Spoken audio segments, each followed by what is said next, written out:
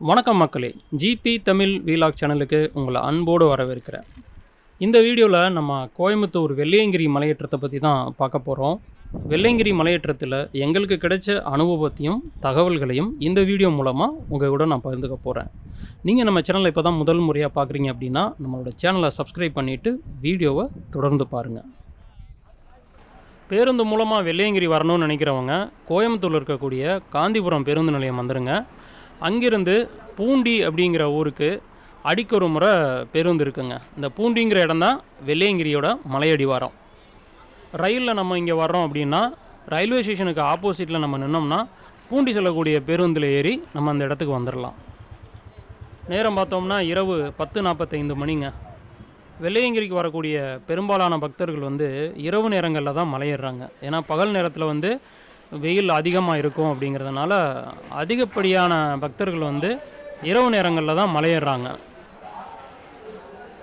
மலையடிவாரத்தில் நம்ம கொண்டு வரக்கூடிய பையை வச்சுக்கிறதுக்கும் காலனியை வச்சுக்கிறதுக்கும் வசதி இருக்குது. இங்கே நம்ம பொருட்களை வைக்கும்போது நம்மளுக்கு ஒரு டோக்கன் கொடுக்குறாங்க. மலை ஏறிட்டு திரும்பி நம்ம அந்த டோக்கனை கொடுத்துட்டு நம்ம பொருளை வாங்கிக்கலாம். டோக்கனில் 10 ரூபான்னு போட்டிருக்காங்க, ஆனால் கட்டணம் எதுவும் வாங்கலைங்க. காந்திபுரம் பேருந்து நிலையத்திலிருந்து பூண்டி அப்படிங்கிற இந்த இடத்துக்கு வர்றதுக்கு சுமார் 1 மணி நேரம் ஆகுதுங்க.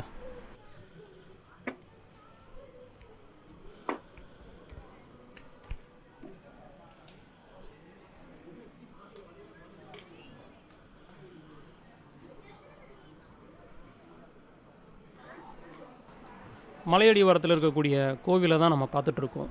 இந்த கோவிலுக்குள்ளார பூண்டி விநாயகர், வெள்ளையங்கிரி ஆண்டவர் மற்றும் மனோன்மணி அம்மன் சுவாமி சன்னதி இருக்குங்க.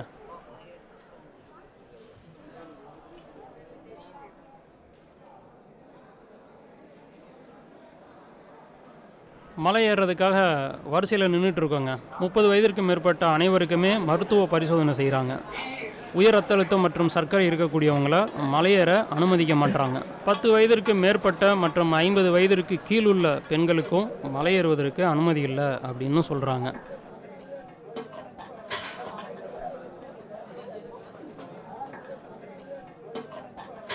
மருத்துவ பரிசோதனையெல்லாம் முடிஞ்சு ஒரு வழியாக மலையேற ஆரம்பித்தாச்சு. மலையடிவாரத்திலேருந்து கிட்டத்தட்ட ஒரு 500 படிக்கட்டுகள் மேலே ஏறி வந்தாச்சு. மலையேறதுக்கு முன்னால் நம்ம கொண்டு வரக்கூடிய பைகளை சோதனை பண்ணி தான் அனுப்புகிறாங்க.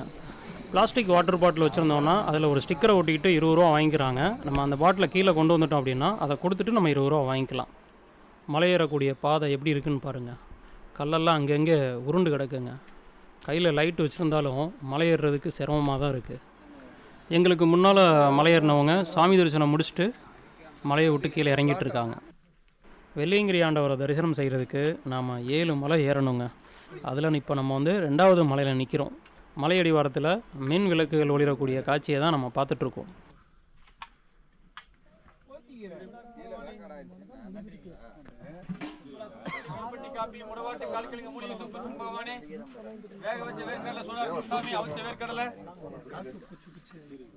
ஆண்டிசுனை அப்படிங்கிற இடத்துக்கு வந்தாச்சுங்க.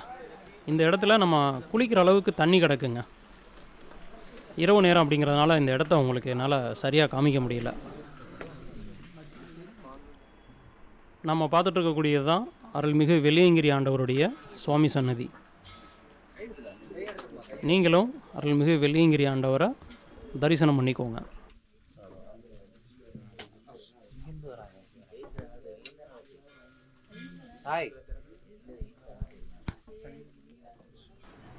மலை ஏறுறதுக்கு எங்களுக்கு எடுத்துக்கிட்ட நேரம் பார்த்தீங்கன்னா 3 மணி நேரம் 10 நிமிஷங்க. 1:20க்கு மலையேற ஆரம்பித்து 4:30க்கு சாமி தரிசனம் பண்ணியாச்சு. மலைக்கு மேலே குளிர் பார்த்தீங்கன்னா தாங்க முடியாத அளவுக்கு இருக்குங்க. பனி குளிர் ரெண்டுமே ரொம்ப அதிகமாக இருக்குது.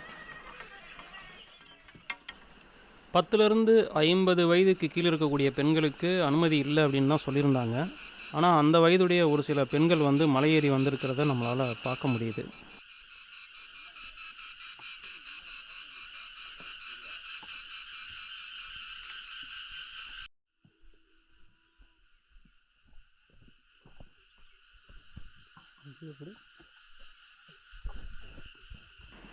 மருத்துவ பரிசோதனையில் 30 வயதுடைய இளைஞர்களில் ஒரு சில பேர் உயர் ரத்த அழுத்தம் காரணமாக மலையேறுவதற்கு அனுமதிக்கப்படலைங்க.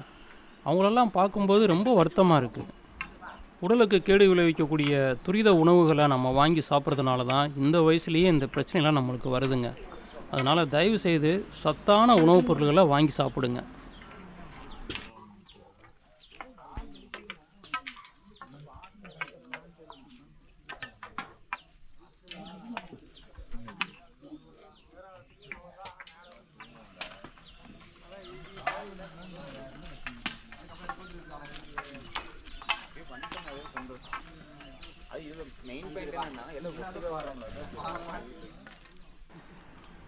இந்த இடம் தாங்க வழுக்குப்பாறை அப்படின்னு சொல்லக்கூடிய இடம். இது பார்த்தீங்கன்னா ஒரு பெரிய பாறைங்க. மண்ணே இல்லை, முழுக்க முழுக்க பாறை தான். அந்த பாறையில் நம்ம நடக்கிறதுக்கு ஏதுவாக வந்து படிக்கட்டு வெட்டி வச்சுருக்காங்க.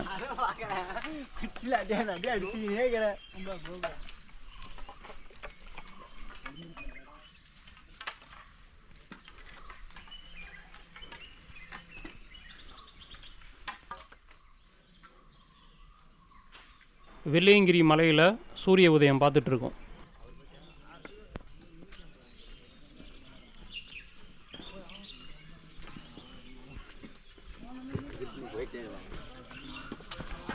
நாம் பார்த்துட்ருக்கக்கூடியது தான் வெள்ளை விநாயகர் கோவில். இந்த கோவிலோட 1வது மலை வந்து முடியுதுங்க. இரவு நேரத்தில் மலை ஏறினதுனால இந்த கோவிலை நாங்கள் கவனிக்கவே இல்லை.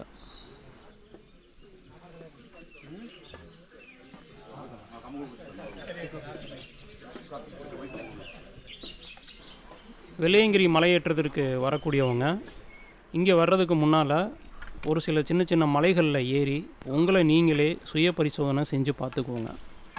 ஏன்னா வெள்ளையங்கிரி மலையேற்றம் அப்படிங்கிறது ஒரு கடினமான மலையேற்றம் தான்.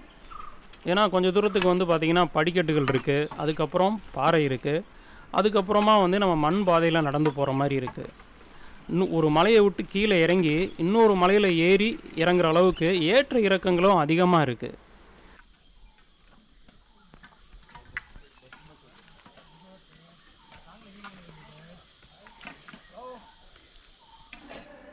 வெள்ளையங்கிரியில் 6வது மலை வரைக்குமே மொபைலில் சிக்னல் இருக்குங்க.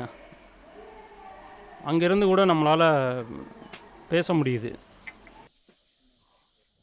சரியாக 4:50க்கு மலையை விட்டு கீழே இறங்க ஆரம்பித்தோம். இப்போ பார்த்தீங்கன்னா மணி 7:20.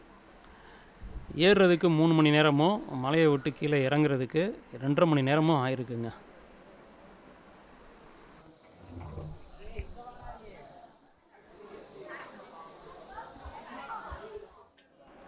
இரவு மலை ஏறும்போது இங்கே தான் நாங்கள் நின்றுட்டுருந்தோம். நமக்கு முன்னால் போகக்கூடியவங்க மலை ஏறுவதற்காக தான் போயிட்டுருக்காங்க. நமக்கு முன்னால் அந்த படிக்கட்டு தெரியுது பாருங்கள், அதுதான் மலை ஏறக்கூடிய வழி. ஆனால் இப்போ பார்த்தீங்கன்னா மருத்துவ பரிசோதனை எதுவும் செய்யப்படலை. அவங்களோட பையை மட்டும் சோதனை பண்ணிவிட்டு மலை ஏற அனுமதிச்சிடுறாங்க.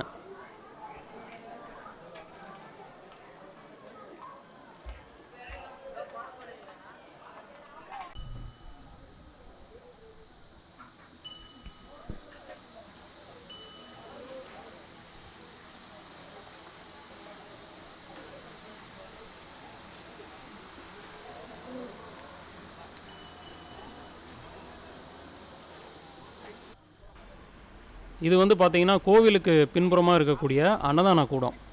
சென்னை சில்க் சார்பாக வந்து இந்த இடத்துல வந்து அன்னதானம் போட்டுட்ருக்காங்க. சாப்பாடு பார்த்தோம்னா சாம்பார், ரசம், மோர், அதுக்கப்புறம் வந்து ஒரு பொரியல் கொடுக்குறாங்க. சாப்பாடு பரவாயில்லைங்க, நல்லா இருக்குது.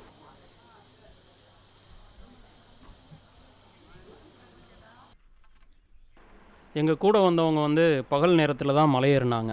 அவங்கக்கிட்ட கேமராவை கொடுத்து விட்டு மேலே கொஞ்சம் வீடியோ எடுத்துகிட்டு வர சொல்லியிருந்தேன். அந்த வீடியோ தான் இப்போ நம்ம பார்த்துட்ருக்கோம். இரவோடு இரவாக மலை ஏறி இறங்குனதுனால மலையோட அழகை பார்த்து ரசிக்க முடியலை. நமக்கு முன்னால் தெரியக்கூடிய அந்த பெரிய பாறையினோட அடியில் தான் அருள்மிகு வெள்ளையங்கிரி ஆண்டவருடைய சுவாமி சன்னதி இருக்குங்க. சுவாமி சன்னதிக்கு பக்கத்தில் கேமரா அனுமதி இல்லைங்கிறதுனால இங்கேருந்தே உங்களுக்கு காமிக்கிறேன். மழை பெய்யாதனால இங்கே இருக்கக்கூடிய அந்த செடிகள்லாம் பார்த்திங்கன்னா காஞ்சு போய் கிடக்குங்க. 6வது மலை 7வது மலை பார்த்தோம் அப்படின்னா வழிநடுக அந்த புழுதி மண்ணில் தான் நம்ம நடக்கணும். வெயிலோட தாக்கம் இந்த பகுதியில் அதிகமாக இருக்கிறதுனால புழுதி மண்ணில் நடக்கிறதுங்கிறது ரொம்பவுமே கஷ்டங்க. இந்த வெயில் காரணமாக இங்கே வரக்கூடிய பெரும்பாலான பக்தர்கள் வந்து இரவோடு இரவாக மலையேறி இறங்கிடுறாங்க. நமக்கு முன்னால் தூரமாக உயரமாக தெரியுது பாருங்கள், அதுதாங்க 7வது மலை. அங்கே தான் சுவாமி இருக்கார். வெள்ளியங்கிரியை பொறுத்த வரைக்கும் ஒவ்வொரு வருடமும் பிப்ரவரி 1லிருந்து மே 31 வரைக்கும் மலையேறதுக்கு அனுமதி கொடுப்பாங்க. வெள்ளியங்கிரியில் மலையேறுவதற்கு சரியான நேரம் அப்படின்னு பார்த்தோம்னா, மாலை 3 மணிக்கு மலையேற ஆரம்பித்து இரவு அங்கே தங்கிட்டு மறுநாள் காலையில் ஒரு 5 மணிக்கு மலையை விட்டு கீழே இறங்குறது அருமையாக இருக்கும்.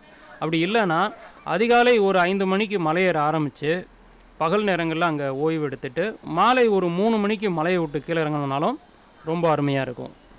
மலை ஏறும்போது தேவையான தண்ணீர் மற்றும் உணவை கையோடு எடுத்துகிட்டு போகிறது நல்லது. இதுதாங்க கோவிலுடைய தெப்பக்குளம். தெப்பக்குளத்தில் பார்த்திங்கன்னா ஊதா நிறங்களில் தாமரைப்பூ வந்து பூத்து கிடக்குங்க. தமிழகத்தின் தென் கைலாயம் என்று அழைக்கப்படக்கூடிய வெள்ளியங்கிரி ஆண்டவருடைய தரிசனமும் மலையேற்றமும் அருமையாக இருந்தது. வெள்ளியங்கிரி மலையேறக்கூடிய பக்தர்கள் அனைவருக்கும் ஒரு அன்பான வேண்டுகோள் என்ன அப்படின்னா, மலையேறும்போது தாங்கள் கையில் கொண்டு செல்லக்கூடிய அந்த குப்பைகளை மலைக்கு மேலேயே போட்டு வந்துடாமல் அதை மலையடிவாரத்தில் கொண்டு வந்து சேர்க்கும்படி உங்களை பணிவன்போடு கேட்டுக்கிறேன்.